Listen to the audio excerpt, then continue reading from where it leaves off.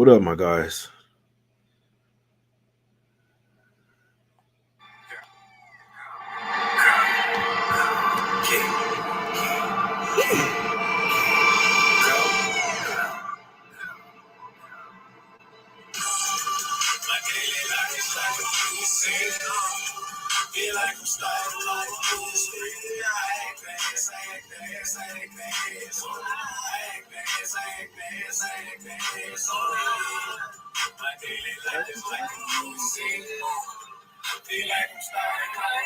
What up, my guys? Welcome to another show, man. Late night NBA talk with Jay, man. Trying to get this play out, man. Really, because I mean, obviously lines are moving and stuff, but let's get straight into it. I'm not here to waste your time. Shout out to everybody that watched the shows. Shout out to everybody that's coming, willing to learn, trying to get fish. You know what I'm saying? Taught how to fish for the long run. Not just looking for picks, but there's people from all different walks of the world. So I don't hate on anybody. Whatever you're doing, if you hear, listen to me. I appreciate you, man. Hit the like button, subscribe to the channel, share the show as well, man. It's all love. Let's get straight into it here. Let's go over to the streets of Brooklyn. This one, Nets getting 5.5 points at the house versus the Denver Nuggets in this one.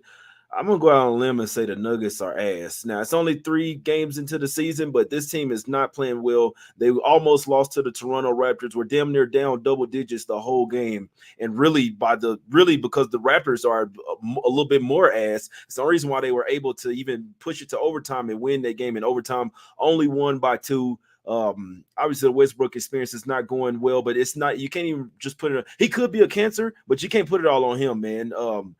I don't know. I mean, people, I ain't gonna get into all that shit, man. But it's tough right now for the people that think Jokic is the best player in the world. He's not necessarily making his teammates better right now. I'm sorry. You know what I'm saying? So that's all I have to say about that. But they're 0-3 against the spread. Not playing good basketball. I don't care if you don't have shooters. What have they done before? Jokic is catching guys with cutters and setting back screens and stuff like that and lobs to Aaron Gordon. Why can't they do that anymore? You don't. I'm not gonna say you don't have to have shooters. You have to have them, but something's going on with the Nuggets, man. It's not right, and I'm staying far away from them. To be perfectly honest with you, they got smoked by the Thunder. They lost versus the Clippers, and then, like I say, they're coming off a game where they just had to go to overtime versus the trash ass Raptors as well, man. This is a back-to-back, third game in 4 nights, and fourth game in 6 nights for the Nuggets, and they're coming off that overtime game as well. If you watch these videos from last year, I didn't make a play on this game, but when that team goes into overtime and they play the next night, the sharp people that do this for a living are already betting the team that they're going against. You know what I mean? So this line was at 6.5. Before you know it, it's down now to 5.5. So just keep in mind, if when a team plays the next day, just keep that in mind for the future. If that first game goes into overtime, money's gonna come in on the team that they play the next day. That's just what happens. Now, Toronto to Brooklyn isn't too far of a flight. Shouldn't take them super long to get there. Obviously, the Nets aren't a great team as well. They won't have Ben Simmons in this game as well. Back management. Let me see. Is the first game back to back? It is on the first game back to back, and they play Memphis after that. But maybe it just kind of seems like when teams that don't really have playoff aspirations get to resting guys, that's a red flag for me, just kind of saying like, all right, well, we don't care. That's why I didn't like what happened with Ja Morant today, because we've heard Jaren Jackson Jr. going to a podcast saying that they don't care about or it's hard to get up for games that's non-conference. Well, guess what? You end up losing the fucking game. It happens. You know what I'm saying? So you can look past your opponent if you want and mess around and lose, man. But regards to that, Nets are coming off a big win versus the Milwaukee Bucks as well. They're on the first leg of a back-to-back. I honestly, I don't even really have a great look for this game. I was definitely going to be looking at Ben Simmons over his rebounds and assists, but he's going to be out for this one. Maybe look at Cam Thomas points. Like, the guy's an absolute baller. He's taking even another leap from last year, from previous years. Cam Thomas is going crazy, and it's damn near unstoppable because it's either you have to foul him or he's going to score on you. So I'm saying he can score from all 3 levels, mid-range, get into the paint, hit from 3. He's actually going crazy right now, man. So I'd like to see Westbrook sit in this spot. I do think the Nuggets could still get back-to-back wins here, even versus this Nets squad. But just a game that I don't really have. I don't like the fatigue spot that the Nets are in, that the Nuggets are in, especially when the game went to overtime as well. So even if they would have won the game in regulation versus the Raptors, then maybe I could have given them a try here. But I'm not going anywhere near the Nuggets. One thing you can do is look at Jokic props. He's having to do everything for the team, and it's still not enough as well. And also, One thing to look at for Westbrook, if he does play, we'll see what his rebounds and assists are. Now, they can't play him a ton of minutes, but they're going to have to in this game unless they just sit him out. You may not want to, you probably don't want to bet his points, but if he's the type of player that I know he is, he's going to realize, all right, I'm not scoring. I need to impact the game in a different way, like Ben Simmons, and go out there and get rebounds, assists. So that's something I'm going to keep an eye on. I'm going to see what the number is as well. I know he only played 18 minutes tonight. There's not too many more guys that they can go to on the bench, especially like if they wanted to play Westbrook less minutes. It's either you have to play your starters more. There's not much. I mean, they already have Strother playing 22 minutes, Peyton Watson playing 15, 16 minutes. There's not, you have to give Westbrook like 20 minutes. So rebounds, assists is what I'll be looking at on the Nuggets side. And like I say, Jokic, he's coming off a 40-point game, 10 rebounds, 4 assists as well. That's the thing that I'm saying with Jokic this year. He's not getting those assists. He's not making his team better. You see what I'm saying? So that's all I'm saying. Still a great player, but if he was the best player in the world, like people say, his team shouldn't be looking this bad. You know what I mean? So that's all I'm gonna say about that. But maybe Jokic's assist has been going under, and he's been scoring a lot of points. He's been shooting a lot of threes. That's just something that we've been noticing as well, man. So no play for me on that game. Now, I am on the Wolves, minus the 4.5. Now, I see this shit steadily trying to go up 5. It's basically 5s out there now. We did hop on this one earlier at -4. You know what I mean? So I am on the Wolves in this spot. This is a game that I did send out to the members, -4. This line even opened up at -3.5. So if you know me and know the way that I bet in these playoff revenge spots, you already know that I was on this and should have really got it at the -3.5. But I'm on the Wolves here. The Mavs are a great team, and they're pretty even with the Wolves here as well. But when you have the team here with the rest advantage that's at the house that had to travel anywhere, that has revenge on their mind, the spots just sets up really well for the Minnesota Timberwolves in this one, man. Obviously, they lost 4-1 last year in the conference finals to this same Dallas Mavericks team as well.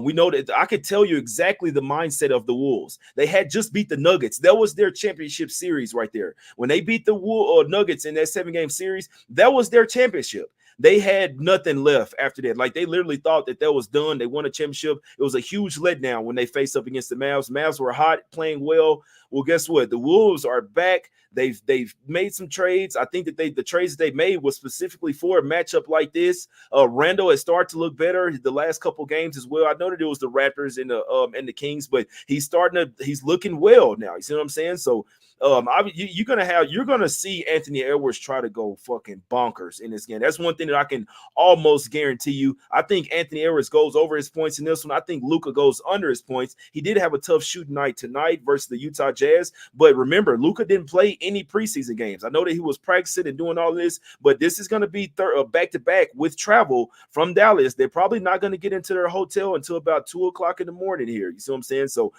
you do have the Mavs here back-to-back with travel. 3rd game in 4 nights, 4th and 6th. Now, it's early season, guys. I understand this, but you still have to admit that the Wolves, they do have a little bit of a rest advantage here. They do have the motivation advantage here as well. So I am going to lay the points with the Wolves in this one. 5 probably would be my cutoff. It's this line just kind of keep coming up because the Sharps are going to be on the Wolves here, but I'm howling with the Wolves here. I like the Wolves in this spot. This should be a trifecta spot for the Wolves. I'd be very surprised if they didn't start this game out very locked in on defense. And if you can lock in on defense, now the Mavs have a great defensive team as well. But if the Wolves really come out here and lock in on defense like I know they can, I think they can just literally just shut down the Mavs. I think they could just like hurt their soul. Like, look, we're here. Y'all know how the Wolves play. When they play their best game, they'll come out there and smack you, like hold you to like 15 points in a quarter, and they just continue to put it on. So this is one where I feel like the whole coaching staff, all the players for the team, obviously other than Randall and DiVincenzo, but still,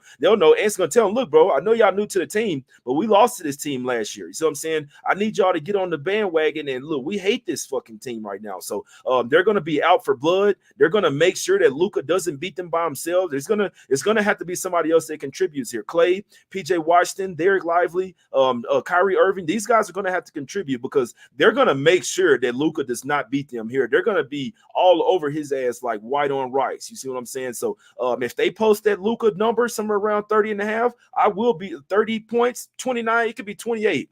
I will take Luka's under points for this game. First off, I don't think the condition is there right now early in the season. Also, I just think Jay McDaniels, I think Anthony Edwards, Jay McDaniels, like they're going to have something to prove in this particular game, and it's at the house as well, and they have the advantage. I'm on the Wolves in this one, man, and honestly, I do think they come out from start to finish and put it on the Mavs, but the full game is the best spot, with it being a fatigue spot for the Dallas Mavs in this particular game, man. So give me the Wolves here, -4.5, -5. That will be the cutoff for me. I want to do a video because I know if it gets up to 6 tomorrow, like I'm not taking the worst of the line just for the sake of the show. I did that earlier in the season where we were on Suns money line. I was like, all right, I get 4.5 out for the show, and they end up winning by 3. You see what I'm saying? So I'm going to be real strategic with telling people, hey, look, this is what my money's on, and it's up to you. What do you want to do from there? I'm on the Wolves here, -4, -4.5.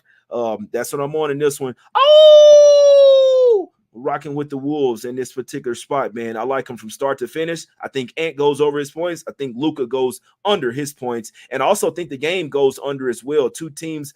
This is gonna be like a defensive knockout type of this. This is gonna be a really defensive, like damn near playoff style type of game, and we're gonna see if the Wolves are up to the task. It's only a 4-game slate. This is my best play on the game, my guys. Let's go over here to Utah and this one, man. Really bad injury, guys, in Dallas. Really bad injury, man. We saw a guy literally kind of tripped over his foot and broke his leg, man. I've never seen some shit like that. Literally never, man. And it's just kind of scary because these guys train their bodies and all this for this moment, and then your leg just kind of snapped like that. That was pretty crazy, man. Fractured his fibula, broke his ankle and shit, man. It's just absolutely horrible. He's going to be out for the rest of this season, and shit, probably started. It's going to be tough to come back. I believe it was Taylor Hendricks, if I'm not mistaken. I believe it was him. But obviously the Jazz are going to be down a starter in this game. They do have to travel as well. You got the Kings that's not necessarily playing as well so far this year. Now, they are smacking up the Blazers right now. They're up by 23, so they'll probably get to rest some of their guys. This is a back-to-back in Utah, something that I'm not really in a hurry to go in bed, even though their guys are going to be rested. Still not the greatest of spots for the Kings here as well, man. This will be a back-to-back, third game in 4 nights, 4th and 6th for the Kings as well. And the Jazz, it'll be a back-to-back. It'll be a back-to-back for them, but it won't be third game in 4 nights. So the Jazz actually have a little bit of an advantage coming into this game. They're at the house. They can use the altitude to their advantage. The Kings aren't – one thing I can tell you, the Kings are not a big team. We know this. No, it's a Sabonis, no real backup center out there, whether it's who they trotting out there, Alex Lynn, Trey Lyles, Alex Lynn. No. Well, I'll tell you this right now. Walker Kessler and Lauri Markkanen are going to be a problem in this game. That's if Markkanen plays, because you got to remember the Jazz may not have playoff aspirations, might be, you know what I'm saying, pick and choose spots where they want to rest somebody. Markkanen didn't really shoot that well tonight in Dallas as well. He went 4-15 for 17 points. You see what I'm saying? And 9 rebounds. But one thing I could tell you, Markkanen and Kessler, these are two huge motherfuckers out here. They're running out there together. If you're not ready, the lobs are there all night. The offensive rebounds, the defensive rebounds, it's there all night. So if Markkanen does play, I actually kind of like the Jazz here. Like I said, it's a back-to-back with travel, but it's not. Their game ended earlier than the Sacramento, so they're probably going to get to Utah a little bit quicker as well. And it's not third game in 4 nights for the Jazz, just back-to-back. Whereas the Kings playing back-to-back, 3rd and 4, 4th and 6. They've actually beaten the Jazz 4 straight times. They beat them all 3 times last year, and they've beaten them 6 out of the last 7 as well. So you could argue, and we see that the Kings are still trying to get used to, I don't know what the fuck they're doing, to be honest with you, but the Jazz looked like they were pissed off after that 41-point loss versus the Warriors.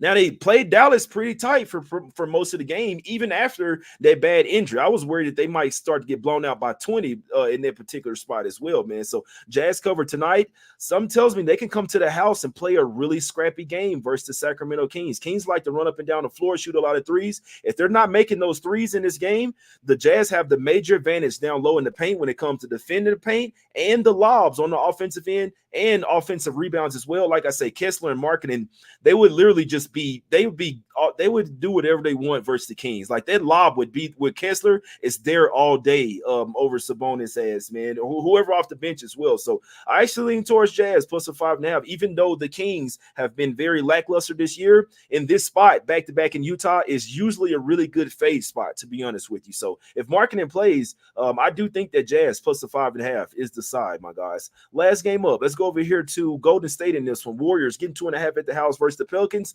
Really wish they would have waited to announce Steph out. We knew that Steph was going to be out in this one, but he's out. D'Anthony Melton's out, and Andrew Wiggins is out as well, man. So that's three core guys that are out for them, 2 starters. We know without Steph, he's the best player. You do worry about the best player out theory as well. The Warriors are a very deep team. I'll tell you that right now. This team is deep. They went over there and got Buddy Hield. Buddy Hield's going crazy. Buddy Hield's going crazy with these. And you know what? I think Buddy Hield goes over his threes. I know that he probably won't be coming off the bench now. He's coming off a game where he went 1 for 9 from 3, but that was because the game before that, he went absolutely bonkers. So the game for Clippers, they lost that game. Buddy Hield did not play well. Guess what? The one before that, 7 of 9 from 3. Guess what? Buddy Hield's going to get more touches in this one. And if they have his threes like 2.5, it's just something that I'm going to have to take. The volume is going to be there. They're going to need his production without they're not having Melton coming off the bench. Then you won't have Wiggins. Shit, Buddy Hield probably is going to start in this game. We know that Pods is going to start. They probably have to start Buddy Hield in this game. They have to, man. You see what I'm saying? If they've set his shit at 2.5 threes, I don't care if it's minus 150 juice. That is something that I will be betting. That's probably my best look here. I do lean to the Pelicans here, to be honest with you. They've won their last couple of, I don't like it that Steph's out. All the money is going to be on the Pelicans. Nobody's going to want to bet the Warriors. Like, you know what I'm saying? That's when you usually see fishy shit. Can't wait to see who the refs are in this game. They've won the past couple matchups versus the Warriors as well. Was that the play-in game or what? Let me see. I know that it was like towards the end of the regular season. Did the Warriors lose to the Pelicans in that play-in game or what? I know it was April 12th. All right, I'll have that info for the show tomorrow, but they've lost the last couple ones versus the Pelicans. I do think this is going to be a really good under game. I do think this is going to be a really good under game. Now, you do have the Pelicans going to come in pissed off from losing to the Blazers by 22 points. I know their coach got on their ass. Still kind of out on Willie Green. Not gonna lie to you. I think that the Pelicans should be a lot better than they've been. I know that they've had a lot of injuries, and it's really brutal losing DeJounte Murray first game of the season. I'll tell you that right now. But still, even with the team they've had, I feel like the Pelicans should be a little bit better. I don't think Willie Green's a bad coach. I just think something's not really fitting right. I don't know if these boys going out to eat too much, man, down there in New Orleans or what. But you can't be losing to the fucking Blazers by 22 points. I don't care. You can't be doing that, man. So just an absolute no-show. So they are in a bounce-back spot. We know the Warriors are going to look different without Steph. They're coming off a home loss as well. I feel like the under is the best play here. Pelicans offense has not been fluent at all. And then you know the Warriors are going to miss Steph, even though you have Pods and Buddy Hield and some guys. Their offense is going to be a lot different without Steph, and you get to focus more in on some of the other guys. But I still think Buddy Hield goes over his 3. Him or Pods, one of them are hitting 3+ threes. I can damn near guarantee you that. But the under might be the better play here. I want to take Pelicans. It's just probably a game that I'm probably going to stay off of. I'm going to look to see if there was the play-in game. Guys, if anybody in the chat, let me see. What was that the play-in game? Warriors own us. Pelicans save your money and take the Warriors. Trust the under. Jordan Harkins over his points. That's a good look as well. Buddy Hield trying to get 6. Man, I could see it, man. But, yeah, that's pretty much it for me, man. That's pretty much it for me. I want to lean to the Pelicans. Kind of missed the number. The lines keeps going up. It's even headed to 3.5. I think the under is a great play. The Jordan Hawkins might not be a bad play as well for the Pelicans coming off the bench, but Buddy Hield or Pods, one of those, the production is really going to come up for those guys. Yeah, if Hawkins is going to continue to play 34 minutes, I will look at his threes. He played 34 minutes off the bench for the Pelicans last game. You have to look at his threes. Have to. He's out there just to shoot threes. So Jordan, take a look at Jordan Hawkins on his props, 3 points, all that shit. Zion actually could really be a good matchup for Zion. He's gonna have to come back in this one. He was 3 of 12 for last game. You say you want to be one of those ones, him and Ingram. you're gonna have to come and play in this game. This could be a really good spot for Zion's props, man, especially if this game is on national TV as well. That's something to keep an eye on. I'm gonna sleep on it, think about it a little deeper. Only one for me so far, and that's the Wolves minus the 4.5. Man, that's the show. Really just wanted to get this out for you guys. You know what I'm saying, overnight before the lines get crazy. Just give you some thoughts as well, man. So anybody that's checking this out late night, early morning, I appreciate you. Hit the like button, man. It's Us Against the Bookies, trying to get some cash, man. Trying to go on a roll as well. Trying to go on the run, man. You see what I'm saying? Got to notice the patterns, trust our instincts. Not having any regrets about any of the plays we have it, man. But the main thing is noticing the patterns right now, man, and trusting our instincts, man. But it's all love. Hope y'all have a good night. Try to get some cash, and I will see you guys tomorrow at 1 p.m. Eastern. It's all love. Let's get this cash, baby. We out. Let's go.